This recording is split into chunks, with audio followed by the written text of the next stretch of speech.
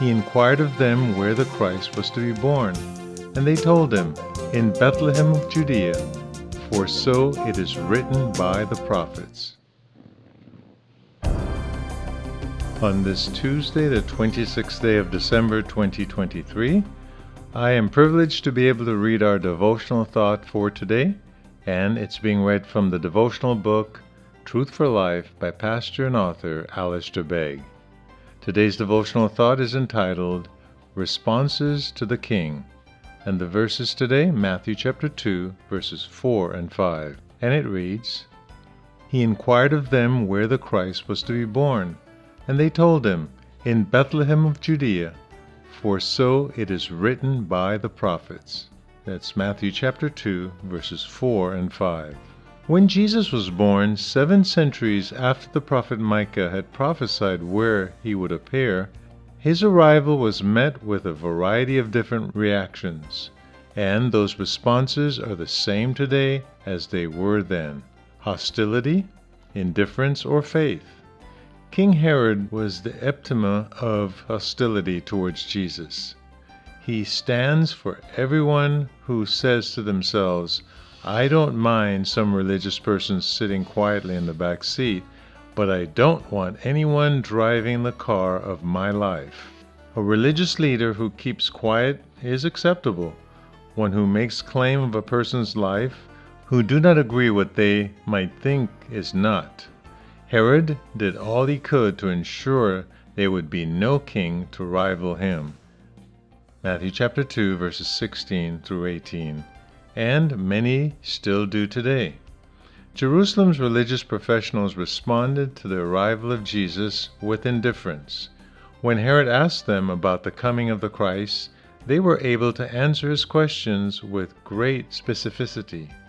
They were aware that Micah had prophesied that he would be born in Bethlehem, but they still didn't care. They wouldn't even take the time to make a 6-mile journey to meet and worship the newly born, long-awaited King of the Jews. They completely disregarded him.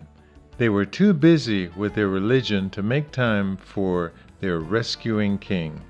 Then there was the wise man, this group of foreign astrologers who saw a star in the heavens, worked out where it was announcing, packed their bags, and responded to Jesus in faith. What moved men who were authorities in their field to bow down at the cradle of a child? How does that happen? Only by the power of God, and it was they and not Herod or the priests who were the ones who rejoiced exceedingly with great joy. Matthew chapter 2, verse 10. There is only one true dividing line between people. It has nothing to do with their skin color, their intellect, or social status. It is the dividing line between unbelief, whether that unbelief manifests itself in hostility or indifference, and unbelief.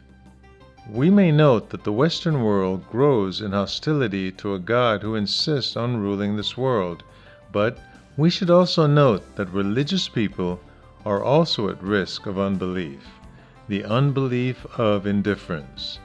Those of us who have heard the Christmas story countless times, who know our Old Testaments, and who are in church Sunday by Sunday, are not immune to the indifference that is seen in a lack of joy over the Lord and a lack of response to His Word when it calls us to change our plans. And whoever we are, if we won't have Jesus as our King in this life, we won't live in His kingdom on the other side of death. If you choose to ask Jesus to leave you alone, either in your hostility or in your religiosity, He will leave you alone forever. Your response to Jesus has eternal significance. Look on Him who came to die for the hostile and indifferent sinners.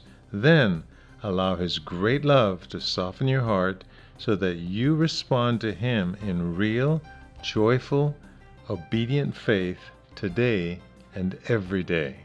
And truly, what will be your response to the King today? Will you respond to Him indifferently or in hostility? Or will you bow your knees to Him and gladly and joyfully, obediently serve and follow Him? as we contemplate the close of this new year, something to think about as we are stepping into a new year. What will you do? What will be your response to the King? Well, Clive Walsh here, trusting that this devotional thought was a blessing to you. And for those of you who are reading through the scriptures in a year, your assignment today is Micah chapter 6 and 7, as well as Luke's Gospel chapter 22, verses 21 through 46.